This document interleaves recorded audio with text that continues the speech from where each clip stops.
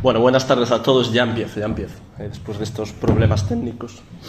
Como veis, tengo la voz mal, para eso no hay solución técnica, simplemente pues haré lo que pueda, estoy medio enfermo, o sea que esto puede ser como una especie de delirio loco, ya veremos porque ahora me está subiendo un poco la fiebre y todo, entonces ya veremos qué sale. Bueno, los que ya me conocéis, y creo que aquí hay gente que ya me ha visto hablar y demás, sabéis que mi tema estos meses, mañana igual será otro, pero estos meses es el tiempo en Deleuze. Entonces, en cada ponencia, en cada congreso de Deleuze, voy extrayendo como una parte de ese tema que es el que estoy trabajando y os lo voy contando. ¿Qué quiero decir con esto? Que a lo mejor hoy os repito alguna cosa que ya habéis escuchado. Pido perdón, no soy tan listo ni he estudiado tanto como para traer todo el rato cosas nuevas. Prefiero como perfeccionar algo y luego ya vamos viendo. Entonces, lo más importante a modo de introducción es que sepáis que la reflexión sobre el tiempo en Deleuze está ligado al problema de la génesis de la experiencia. Esto lo dijo también María en la charla anterior. Es decir, el tiempo en Deleuze tiene un papel ontogenético, es decir, crea, produce. Esto va a estar siempre, da igual que sea el ritornello, da igual que sea la imagen tiempo, da igual que sea Ion, Cronos, siempre el tiempo juega un papel genético en la experiencia. Y si juega un papel genético en la experiencia, es porque está ligado a otro par de conceptos que es central también a la hora de entender cómo se genera la experiencia en Deleuze, que es las nociones de virtual y actual. Entonces, mi trabajo, mis investigaciones actualmente van en el sentido de cómo podemos comprender a la par la teoría del tiempo de Deleuze con las nociones de virtual y actual, entendiendo que en su conjunto conforman los modos en los que se genera o se crea la experiencia real. En Deleuze, recordad que es muy importante esta idea de la experiencia real, no de la experiencia posible. Entonces, en la ponencia de hoy va a ser sencilla. Vamos a hacer como una doble lectura, primero de Ion y de Cronos, las dos nociones de tiempo, de lógica del sentido, y luego de lo virtual y lo actual, que son como nociones centrales a lo largo de toda la obra de Deleuze, pero sobre todo en diferencia y repetición. Bien, la cita que os quería traer, que os la voy a leer, es una cita de Epstein, no el... Claro, este apellido ya suena mal, pero... No, este es el cineasta, ¿no?, que hizo La caída de la casa Usher y demás, que lo cita Deleuze creo que es en el primer libro sobre cine, y dice así: mediante un flow progresivamente acusado, los bailarines pierden poco a poco sus diferenciaciones personales, dejan de ser reconocibles como individuos distintos para confundirse en un término visual común, el bailarín, elemento ahora anónimo, imposible de discernir entre 20 o 50 elementos equivalentes y cuyo conjunto viene a constituir una generalidad diferente, una abstracción diferente, no ese fandango o sino el fandango, es decir, la estructura que se ha hecho visible del ritmo musical de todos los fandangos. Bueno, esta cita, voy a intentar girar toda la ponencia en torno a esta cita, tiene elementos claves. Es decir, lo que nos está diciendo aquí Deleuze, citando a Epstein, es que en este acontecimiento que es el baile, ¿no?, en este acontecimiento baile, hay varias cosas. Hay individuos, hay bailarines, hay música, hay ritmos, pero sobre todo hay unas cosas importantes que es lo que Deleuze va a llamar acontecimientos y que son abstractos. Es decir, cuando los bailarines empiezan a bailar, dice, pierden poco a poco sus diferenciaciones personales y empiezan a parecerse a un término visual común, el bailarín. Es decir, ya no soy yo el que baila, ya no eres tú el que baila, sino que somos el acontecimiento del bailarín. Y lo mismo va a decir al respecto del fandango, es decir, cuando hay un baile, cuando giramos todos en torno a un ritmo, al ritmo del fandango, ya ahí aparece una estructura que no es el fandango de hoy o el fandango de mañana o el reggaetón de aquella noche o el reggaetón de... No, es el ritmo, el acontecimiento fandango, ¿no? Entonces, esos acontecimientos que no son como algo presente, ¿no?, que es esa estructura, que es esa abstracción, que es el bailarín. No es nada concreto, pero tampoco es nada alejado de lo concreto, porque no habría bailarín en sentido abstracto si no hubiese bailarines. Bueno, hay todo ese juego, ¿no?, entre lo incorporal, lo corporal, entre lo virtual, lo actual, que se ve muy bien, como digo, en esta cita. Entonces, ¿cómo explicar un poco rápidamente lo de Ion y Cronos? Pues podemos seguir tirando de este mismo ejemplo, un baile, ¿no?, el acontecimiento baile. Claro, cuando empezamos a bailar, ¿no?, empieza a sonar la música, empezamos a bailar, nos empezamos a indistinguir entre los bailarines, ahí se está produciendo, como digo, un acontecimiento. La pregunta es, ¿cuándo sucede este acontecimiento? No, esta es la pregunta que se hace Deleuze. ¿Cuándo sucede? Porque si yo digo, no, sucede ahora, y ese ahora saco una foto, ¿no? y obtengo una foto del baile, y luego de estas cámaras, ¿no? Que te sale la foto ahí al momento, no vería el baile, verías como algo que está en reposo, cuando en realidad era como un continuo, ¿no? Un acontecimiento que estaba en movimiento. Esto es un poco la crítica que hace Bergson, como ya sabéis, a la noción tradicional del tiempo. Capta como instantes, como sucesión de instantes inmóviles, algo que es un continuo. Pues con el baile lo podríamos ver así. Es decir, ¿cuándo está ocurriendo el baile? ¿Cuándo está ocurriendo, por ejemplo, este acontecimiento, esta charla? ¿Ahora?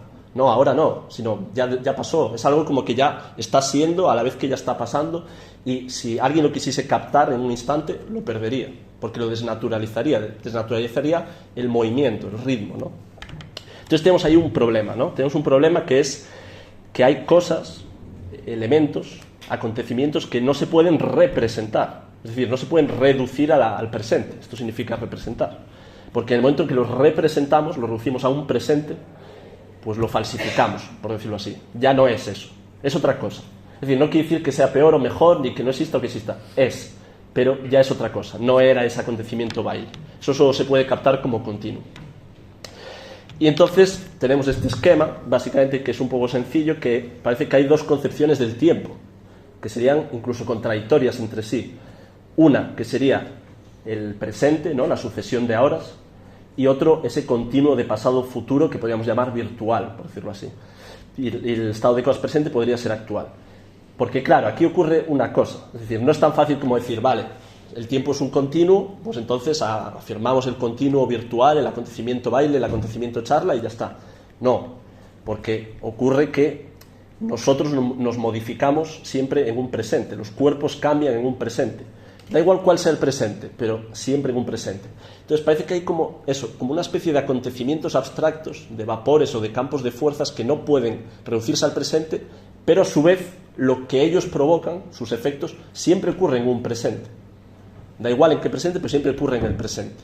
Es decir, yo bailo en un presente y yo me muevo en un presente, aunque eso en su conjunto, ¿entendéis?, constituya un acontecimiento. Entonces hay esa dualidad de tiempos, que es la que va a decir básicamente Deleuze, entre Cronos y Aion. Cronos sería el tiempo de los cuerpos y de sus mezclas, esto que venimos diciendo, donde el presente es lo prioritario, y el tiempo de los acontecimientos, Aion, es aquel que se prolonga en un pasado futuro irrepresentable. Irrepresentable entendido desde su sentido más literal, que no se puede reducir al presente. Siguiendo la terminología de Deleuze, va a decir que si solo existe como tal el presente, ojo, aquí hay que no confundir dos cosas. Una cosa es lo que existe y otra cosa lo que es. En Deleuze el pasado va a ser, esto lo dijo María también, pero existir solo existe el presente.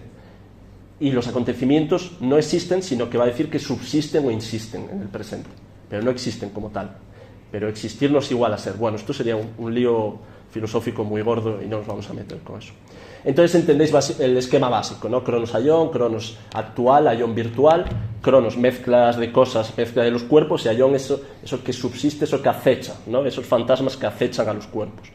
Claro, ante esto surge una pregunta que es, vale, pero entonces ¿qué? ¿No? ¿Aion o Cronos? ¿Son dos tiempos de igual relevancia? ¿Cómo se interaccionan entre sí? Todo el mundo que haya leído un poco a Deleuze sabe que Deleuze no es dualista. Al revés, él reivindica una ontología unívoca. Bueno, ontología habría que discutirlo, pero la univocidad del ser, esto sí lo reivindica. Entonces no es dualista, de ninguna manera, no es dualista. Y aquí nos está planteando una dualidad de tiempos. Pues esto tiene que tener alguna solución.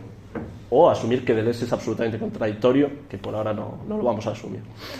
Entonces, yo lo que estoy trabajando es eso, cómo se relacionan Aion y Cronos, básicamente. O cómo se relaciona el tiempo virtual y el tiempo actual. Si recordáis la cita, por eso quería tenerla ahí, porque ahora, claro, me obligué a repetirla, no la voy a repetir. Había como dos, por decirlo así, dos elementos abstractos, o dos generalidades, o dos acontecimientos. El bailarín, ¿no?, que se difuminaba, y el fandango. No ese fandango, sino el ritmo del fandango.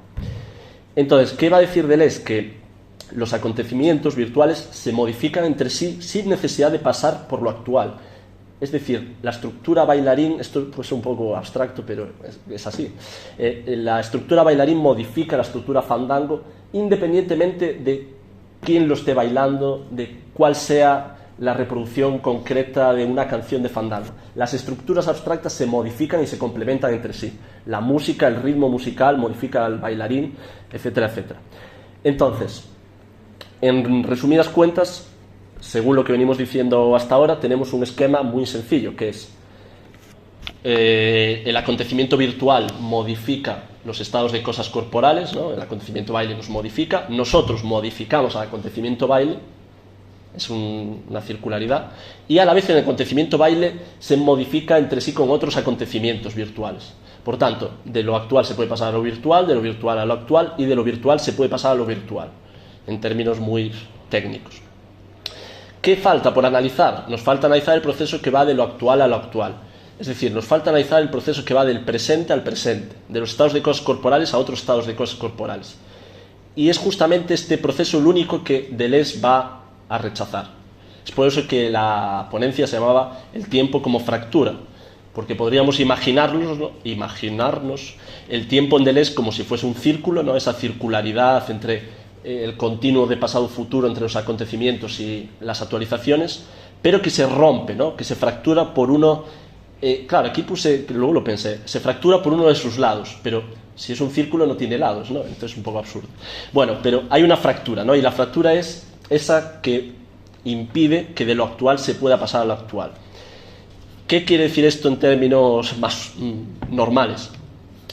Que nosotros, como individuos, como seres humanos, como cuerpos, no cambiamos, ni nos modificamos, ni devenimos nunca, si no es a través de un acontecimiento. Es decir, ahora de repente os sentís más tristes, o empezáis a sudar, o os cabreáis por las cosas que estoy diciendo, que no creo. O os dan igual, eso sí que lo creo. ¿Qué ocurre? No es que mis palabras en un sentido actual, en un sentido físico, os modifiquen, sino que mis palabras modifican la totalidad del acontecimiento de la charla, y esa totalidad os luego modifica a vosotros. Es decir, que de mis palabras actuales, desde mis cuerpos, de mis palabras, mis afectos, lo que queráis, eso remite a un virtual que nos está afectando a todos y eso luego va hacia vosotros. Lo que no hay nunca en Deleuze es un paso directo de lo actual a lo actual. Por tanto, ¿qué provoca eso? Que nunca hay una sucesión determinista, una sucesión causal física directa, porque todo lo físico, todo lo corporal en Deleuze está atravesado por una corriente virtual que no es presente, pero que hace posible cada presente, y que, claro, provoca eso, ¿no? Hasta aquí yo creo que se entiende bien. ¿Y por qué esto, no? ¿Por qué Deleuze quiere hacer esto? ¿Por qué Deleuze lucha contra el paso directo de un actual a un actual? Porque la relación entre los acontecimientos virtuales y sus efectuaciones actuales, o entre lo virtual y el actual, implica siempre un proceso creativo, implica un cambio de naturaleza, implica azar. Es decir, el acontecimiento, volviendo sobre el mismo ejemplo, el acontecimiento del baile, el acontecimiento del fandango, no está determinado cómo me va a afectar a mí como individuo. Es decir, a lo mejor a mí me afecta así, a vosotros os afecta de otra forma, hay como un elemento diferencial, hay una creación. En el momento en el que paso de ese acontecimiento a un cuerpo, hay una creación, no estaba predicho cómo iba a afectarme eso, ¿entendéis? Cómo iba a afectar ese acontecimiento virtual. En parte por eso, porque implica una creación y porque el azar está presente. El azar, va a decir, el ayón es el juego ideal del azar, etcétera, etcétera. Entonces hay como una parte de azar en cómo lo virtual se va a transformar en un actual. Entonces, ¿cómo voy de tiempo? Perdón. ¿Cuánto queda? Pero por calcular. 20 minutos. Atraveso y luego... Vale. Entonces, tenemos el esquema, yo creo que se está entendiendo bien, espero. Tenemos este esquema, ¿no? Ayón virtual, Cronos actual, se modifican entre sí, pero Cronos no se afecta a sí mismo. Es decir, esta es la clave. Mientras que lo virtual y los acontecimientos sí se determinan a sí mismos, lo actual no se determina a sí mismo. En otras palabras, Cronos no se basta a sí mismo, el presente no se basta a sí mismo. Esto también lo decía María en la anterior mesa. El presente necesita del pasado para pasar, valga la redundancia. Del presente no obtenemos la razón por qué pasa. Es decir, vale, solo existe el presente, ya, ¿y cómo ese presente cambia en otro presente? ¿Dónde se queda el anterior presente? ¿Hacia dónde va el siguiente presente? Necesitamos apelar a un pasado en primer lugar y luego a un porvenir. Eso es un poco el juego de las tres síntesis de diferencia y repetición, ¿no? La primera síntesis es el presente, el hábito, la contracción, pero eso es la fundación del tiempo, pero nos falta su fundamento, nos falta la razón por la que pasa. y de ahí remitirse a un pasado. En Deleuze, como ya muchos sabéis, el pasado es virtual siempre. El pasado no es un pasado concreto, no es lo que hice yo ayer, o lo que hicisteis vosotros ayer, o lo que hicimos a la mañana, o el retraso de una hora que llevamos de antemano. El pasado siempre es la totalidad del pasado. Esto también lo dijo María. Y es la totalidad del pasado la que coexiste con el presente. Y esa totalidad es siempre virtual. Por tanto, si el pasado es lo que hace pasar al presente, y el pasado es virtual, y el presente actual, el siguiente presente, el porvenir, está determinado por el paso de un virtual a un actual, es decir, por una actualización de un estrato del pasado. ¿Entendéis un poco? El presente necesita del pasado para pasar y el pasado siempre es virtual. Por tanto, el porvenir está constituido por la determinación de un virtual a un actual. Y lo más importante es entender esto de virtual y actual, porque, como ya sabéis, también imagino, el par virtual actual lo utiliza Deleuze para oponerlo al par real y posible. Y va a decir, ¿por qué no lo real y lo posible? Pues dice Deleuze, ¿qué diferencia puede haber entre lo existente y lo no existente si lo no existente es ya posible, recogido en el concepto, y tiene todos los caracteres que el concepto le confiere como posibilidad? La existencia es la misma que el concepto, pero fuera del concepto. Básicamente, que entre lo real y lo posible no hay una distinción. Es decir, que si tú calcas lo posible de lo real, pues entonces ya todo está dado. Simplemente lo que diferencia lo posible de lo real es que lo real existe y lo posible existe, pero en el concepto. Lo virtual y lo actual lo que trata es de abrir la posibilidad de que todo el rato esté generando novedad. Es decir, que lo virtual todo el rato genera novedad. Y dice también Deleuze, ¿no? La naturaleza de lo virtual es tal que actualizarse es diferenciarse para él. Es decir, cuando paso de un acontecimiento virtual a una efectuación actual, hay una creación, hay algo que no estaba antes. Cuando yo actualizo, en términos de la síntesis de diferencia y repetición, cuando yo en el presente actualizo un estrato del pasado, no vuelvo a repetir. O vuelvo a repetir, pero esa repetición da lugar a una diferencia. ¿Entendéis? Es decir, cuando yo paso de un virtual al actual, siempre se crea algo nuevo, porque no estaba antes. Esta es la cuestión, ¿no? Entonces, ese es el juego. No basta con estudiar el estado de cosas en un momento concreto, es decir, yo bailando, sino que hay que estudiar nuestros cuerpos ligados a esos acontecimientos incorporales que nos están afectando constantemente, la totalidad de esta charla, el acontecimiento charla, y la relación entre el acontecimiento charla y nuestras modificaciones corporales siempre implica una diferencia, una creación, algo que no estaba antes. Esto es lo más importante. Dice, voy a citar aquí, ya que estamos de honores, a José Luis Pardo, hablando de lo virtual. Dice, lo virtual es justo la clase de realidad que corresponde al fantasma, a la fantasía, una especie de sombra desquiciada o de precursor oscuro que acompaña a cada entidad empírica como su simulacro y su máscara, como su germen, su génesis y su embrión, el esquema dinámico que no se agota en la empiricidad de la cosa ni se anula en su autorización. Es decir, lo virtual es como una especie de precursor oscuro, ¿no? De precursor sombrío, algo que acompaña cada modificación actual y que cada modificación actual no agota. Es decir, lo virtual de algún modo siempre subsiste o insiste, más allá de cómo se crea o cómo se actualice en cada momento. La estructura fandango nunca se va a agotar por muchos fandangos que bailemos, o dicho en términos de Spinoza, nadie sabe lo que puede un cuerpo, pero no por un problema epistemológico, es decir, no porque no conozcamos lo suficientemente al cuerpo, sino porque nunca ninguna actualización corporal podrá agotar todas las potencialidades de nuestro cuerpo. Esta es la cosa. Es decir, no es una cosa epistemológica de nos falta conocimiento de la estructura fandango, nos falta conocimiento del cuerpo, no. Es que no se va a agotar nunca porque siempre hay lo virtual como una especie de precursor oscuro que, como dice Pardo, no se agota en la empiricidad de la cosa ni se anula en su autorización. Siempre puede dar lugar a otras posibilidades. Entonces, en suma, ¿a dónde nos lleva esta tesis? Esta tesis nos lleva como una cosa igual un poco concreta, pero es un tema ya muy discutido en la bibliografía secundaria de Deleuze, que es la relación entre lo virtual y lo actual.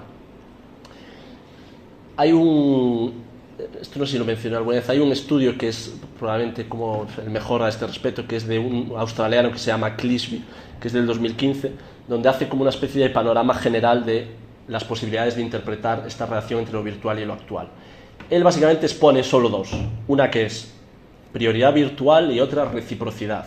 La primera es aquella que considera que la creación y lo importante y el ser en Deleuze siempre está en lo virtual, y la otra la que diría que se están afectando recíprocamente.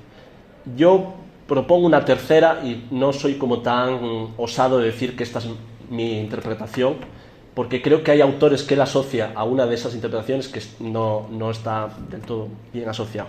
La cuestión es, hecho este esquema, ¿qué papel juega nuestra acción, ¿no? Nuestro cuerpo actual, nuestra mezcla actual de cuerpos? Porque si todo viene de una especie de precursor oscuro, de una corriente virtual, ¿nosotros qué hacemos? Somos pasivos, ¿no? Se discute mucho en Deleuze, hay mucha gente que le critica este rollo. Claro, pues entonces te dejas imbuir, ¿no? Por esa corriente virtual, por esa diferencia, y lo que sea, lo que Dios quiera. No, hay una parte de acción, de contracción.